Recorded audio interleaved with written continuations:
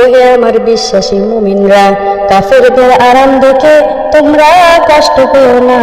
তারা দুনিয়াতে অল্পকাল ভোগ করবে, অতঃপর তাদের ঠিকানা হবে জাহান্নাম, এবং তা কতই না নিকৃষ্ট বিছানা। মাতাউন কালিলুম সুম্মা মাওয়াহুম জাহান্নাম।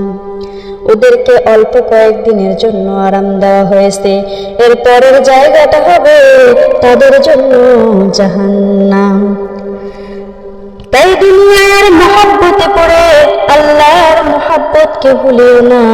চেষ্টা করো আর কান্দো, আল্লাহ গো দুনিয়ার পাগল বানাইও না, তোমার পাগল বানাইও না। জমির যেখানে নিচু পানি গড়ায়া সেই জায়গাটাতে যায়, তেমনি আল্লাহর দরবারে নিচু হয়ে যাওয়ার কান্দো আর বলো, আমার চেয়ে গুনাহগার সারা জাহানে আর কেউ নাই। আল্লাহ তোমাকে বুঝি পাইলাম না, তোমাকে তো আমি রাজি খুশি করতে পারলাম না, আমার উপায় নাই। তখন আল্লাহ পাকের রহমতে সে ওই নিচু জায়গাটা ভরে দিবে। সুবহানাল্লাহ। হুজুর সাল্লাল্লাহু আলাইহি ওয়াসাল্লাম বলেন, জিকিরের দ্বারা যে জিহ্বা তাজা রাখবে, হাসরের দিন সে হাসতে হাসতে বেহেশতে চলে যাবে। যদি কোনো পাত্রে কোনো কিছু রাখা হয়, কাত করলে সে তাই পড়ে যায়। ঠিক যে ব্যক্তির দিলে আল্লাহর জিকির থাকবে, মৌতের সময় তার কলব থেকে, তার জবান থেকে আল্লাহর জিকির বাহির হয়ে যাবে। মস্তে আশিক মস্তে মাশুক, পাদশাহ মালে মস্ত। দুনিয়াতে সবাই পাগলের দল, কেউ বা ছেলে মেয়ের পাগল, কেউ বা সম্মানের পাগল, কেউ বা আরামের পাগল, আবার কেউ বা দেখবেন অলংকারের পাগল। আর দুনিয়ার পাগলেরা চক্ষু বন্ধ হওয়ার সাথে সাথে সব শেষ হয়ে যাবে। যাদের জন্য পাগল ছিলা কিছুই কাজে লাগবে না। আল্লাহ পাক বলেন, যাদের জন্য পাগল ছিলি তোরা, তারাই তোমাদের খবর নেক, আমি তোমাদের কোনো খবর নিব না। যারা আল্লাহর পাগল, তারা নামাজের পাগল, তারা পর্দার পাগল, তারা তালিমের পাগল, তারা চিন্তা করে কোন কাজ করলে আল্লাহ পাক খুশি হবেন। দুনিয়ার পাগলদের হাসরের ময়দানে তামাম জমিনের উপরে সূর্যের গরমে মাথার তালুটা ঠাস ঠাস করে ফেটে মগজগুলো উতলাতে থাকবে, জিহ্বাটা ঝুলে নাভি স্তর পর্যন্ত পড়ে যাবে। ময়দানে শুধু সারা থাকবে পানি দাও পানি। আশিকেরা রোজে মাশার বা কেমন কারেনিস, আশিকেরা জিস্তা মাশায়ে জামালে ইয়ারানিস। অর্থাৎ তখন আল্লাহর আশিকরা দৌড়াবে আর বলবে, আমার আল্লাহ কই? তখন আল্লাহ পাক তার ৭৭,০০০ নূরের পর্দা উঠিয়ে কুদরতি হাতখানা বাড়াইয়া বলবেন, আসো আমার পাগলেরা আসো, দুনিয়াতে তোমাদেরকে খুব ঘুরিয়েছি, আজ আর ঘুরাবো না। আল্লাহর পাগলদের আবার কিসের আযাব, কিসের আবার হিসাব নিকাশ। अल्लाह अल्लाह क्या मुबारक नाम है, अल्लाह अल्लाह आशिकों का काम है। अल्लाह अल्लाह क्या मुबारक नाम है, अल्लाह अल्लाह आशिकों का काम है। আল্লাহ আল্লাহ যতই জপি ততই মধু লাগে, আশিক যারা কেবল তারা আল্লাহ আল্লাহ জপে।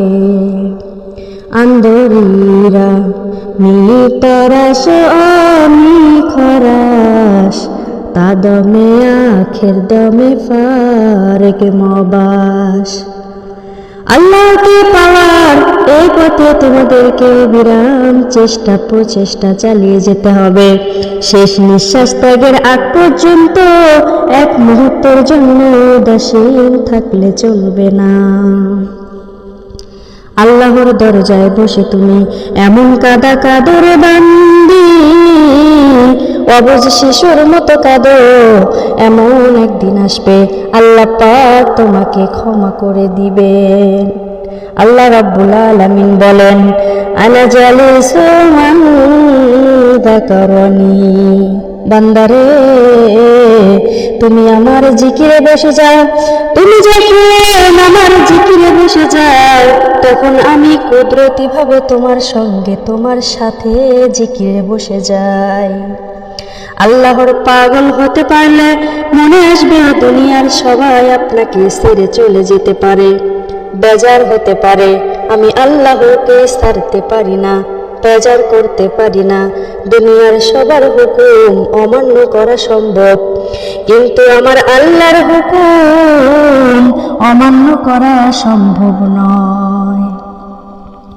প্রিয় বোনেরা আমার, কবরে গেলে কেউ জিজ্ঞাসা করবে না, কবরটা আগুনের কুয়া হয়ে যাবে। 99টা সাপে আপনাকে আমাকে কামড় দিবে। শত চিৎকার মারলে ছেলে মেয়ে টাকা পয়সা বাড়ি গাড়ি কেউ জবাব দিবে না। চক্ষু বন্ধ হওয়ার সাথে সাথে এই দালানের কোঠা হইতে সবাই আপনাকে ধরাধরি করে কবরে রেখে চলে আসবে। ঘরে এসে বাতি জ্বালাবে, কিন্তু আপনার ওই অন্ধকার কবরটা অন্ধকারেই পড়ে থাকবে, সেখানে কিন্তু কেউ বাতি জ্বালাবে না। একবার চিন্তা করে দেখেন, তখন যদি আল্লাহ পাক খবর না নেন, কে আপনার খবর নিবে?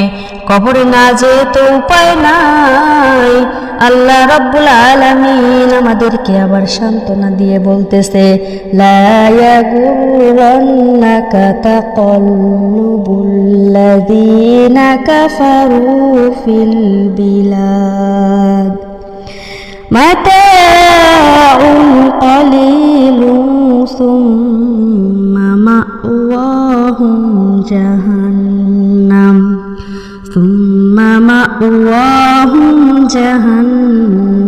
ওয়া বিসাল মিহাদ। ওহে আমার বিশ্বাসী মুমিনরা, কাফেরদের আরাম দেখে তোমরা কষ্ট পেও না। তারা দুনিয়াতে অল্পকাল ভোগ করবে, অতঃপর তাদের ঠিকানা হবে জাহান্নাম, এবং তা কতই না নিকৃষ্ট বিছানা। মাতাউন কালিলুন সুম্মা মাওয়াহুম জাহান্নাম। ওদেরকে অল্প কয়েকদিনের জন্য আরাম দেওয়া হয়েছে, এর পরের জায়গাটা হবে তাদের জন্য জাহান্নাম। তাই দুনিয়ার মহব্বতে পড়ে আল্লাহর মহব্বতকে ভুলিও না।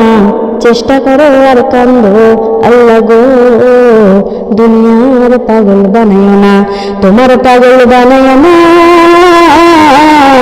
জমি যেখানে নিচু পানি গড়ায়া সেই জায়গাটাতে যায়, তেমনি আল্লাহর দরবারে নিচু হয়ে যাও আর কান্দো, আর বলো আমার চেয়ে গুনাহগার সারা জাহানে আর কেউ নাই। আল্লাহ তোমাকে বুঝি পাইলাম না,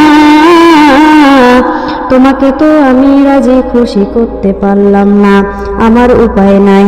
তখন আল্লাহ পাকের রহমতে সে ওই নিচু জায়গাটা ভরে দিবে। সুবহানাল্লাহ। প্রিয় মা বোনেরা আমার, আল্লাহ পাক হাদিসে কুরসিতে বলেন, আনা ইনদাল মুনকাসিরাতি কুলুবুহুম, আমি ভাঙ্গা দিলের কাছে থাকি। আল্লাহ পাক কুরআন মাজিদে বলেন, ফালিয়াদহাকু কলিলান ওয়া ইয়াবকু কাসীরা, বান্দারে তোমরা কম কম হাসো আর বেশি করে কান্দো। তোমাদের জীবনে হিসাব করে দেখো, কান্নার সংখ্যা বেশি না হাসির সংখ্যা বেশি? হাসির সংখ্যা বেশি হইলে আল্লাহর দরবারে বেশি বেশি করে তওবা করো, আর যদি কান্নার সংখ্যা বেশি হয় আল্লাহর দরবারে শুকরিয়া আদায় করো। কেননা ওমর রাদিয়াল্লাহু তাআলা আনহু কাঁদতে কাঁদতে গালে 2টা কালো দাগ পড়ে গিয়েছিল।